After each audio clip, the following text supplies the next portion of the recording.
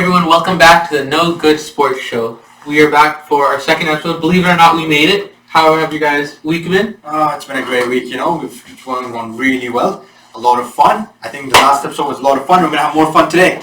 Well, today we're going to talk about cricket and more specifically everything that's going on. So right now it's the Pakistan versus Australia series, the India-Bangladesh, and the New Zealand-England series. So let's get right into it. So first off, I want to talk to you guys about a topic that's been really big, the Mohammad Abbas being dropped. Well, I think, put it this way. A year ago, this guy demolished the Australians in a much worse place for a bowler, a fast bowler especially, in UAE, best bowler. People were saying he's the number one bowler. Dale Steyn, the former number one bowler for 5-6 years. He said he's going to be number one. And now what does Pakistan do? In typical fashion, you know what? We're not going to play him, We just won't play him. Why we're not going to play him? There's no other reason. We'll defend our reason, but we're not going to play him. You always expect the unexpected from Pakistan. You never know what they're going to do. Mohammad Abbas being dropped is mind-boggling. I really don't understand. He is our best bowler on this tour, and we're going to drop him before the first test. Unbelievable. I don't know what's going through the head of Misbah and Waqar Yunus. As coaches, they need to be putting out a team that can go and win. And as we have seen, this team, they're not good enough without Mohammad Abbas. He is our star bowler. He's the leader of our pace attack, and with him not playing, and us playing a 16-year-old and someone who's in their 30s, it doesn't cut it. We need Abbas on the side. And you're talking about Misbah and the coaching staff. Can you go more in detail into the coaching issues of Pakistan? Well, I think if you have one guy as your chief selector, your head coach, and your batting coach, you're going to have some issues, man. You're talking about Misbah al-Haq, of course, Yes, right? Misbah al-Haq, I don't want to say, but if you have one guy who eradicates the previous coach, then becomes the head coach, it's massive conflict of interest. On top of that, there's too much control, where there's not as much supervision, and you've seen ever since he's become head coach, there's been no improvements. You won two games against Sri Lanka, you lost 3 T20s, you lost 2-0 in the T20 series, because you know what, one game, Pakistan, they saved their respect by the rain. The rain saved them. And then see in the first test right now, you're getting absolutely thrashed. Absolutely thrashed. There's nothing at the moment you can say to Pakistan. Probably going to lose their innings defeat. If they don't, it won't be a pleasant weekend for them.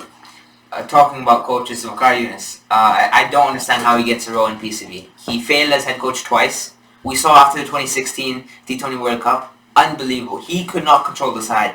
He is bringing in players back then who are not able to perform, and now Misbah is making the exact same mistakes. Bringing the likes of Omar Akmal and Mishazad, who have consistently proven to us, that they're not good enough. We talk about consistency all the time from our players. Babar Azam, one player, is showing he's consistent. But when we bring players that are unable to perform, why are we making the same mistakes and bringing them back again?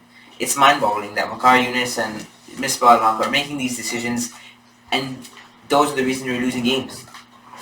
Damn, coaching, man. Little stuff like this. Yeah, man.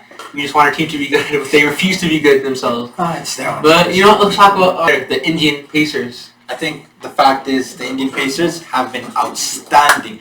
We've always thought that India had a very good spin attack. They've been a batting side always. But in this recent series with Bangladesh, you've seen their pace attack go up another notch. You see Ishan Sharma bringing the ball both ways, where you only expect him to bring it one.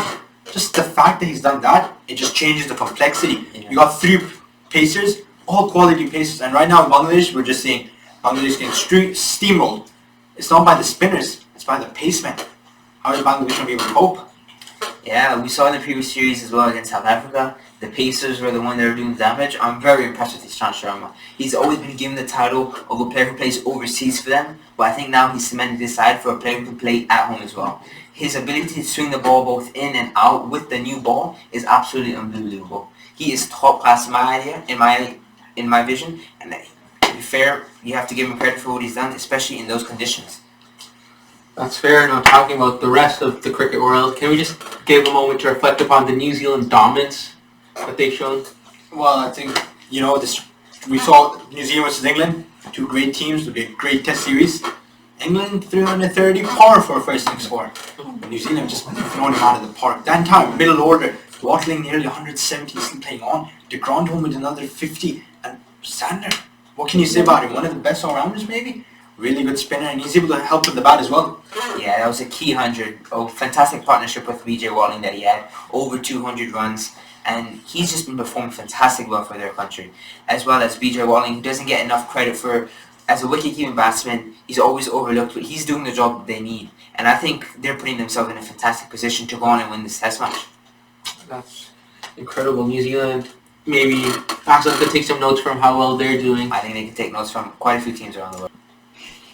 So guys, today in the Super 50 Cup, we also had Canada playing. Unfortunately, not such a great result. They lost to Barbados by 7 wickets. Canada's high performance team scored 154. They're bowled out, and Barbados chased it down easily with 7 wickets remaining. Unfortunately, it wasn't a great day, but stay tuned. On the 25th, Canada plays against college campuses and colleges. Thank you everyone for tuning in. I hope you had a great time. Please check in next time. Don't forget to like, subscribe, and comment, and follow us on our social medias. And don't forget to follow our Instagram page and wait for updates on it at the No Good Sports Show. Thank you. Peace out. Yeah, and we see you guys later. Universities, please accept me.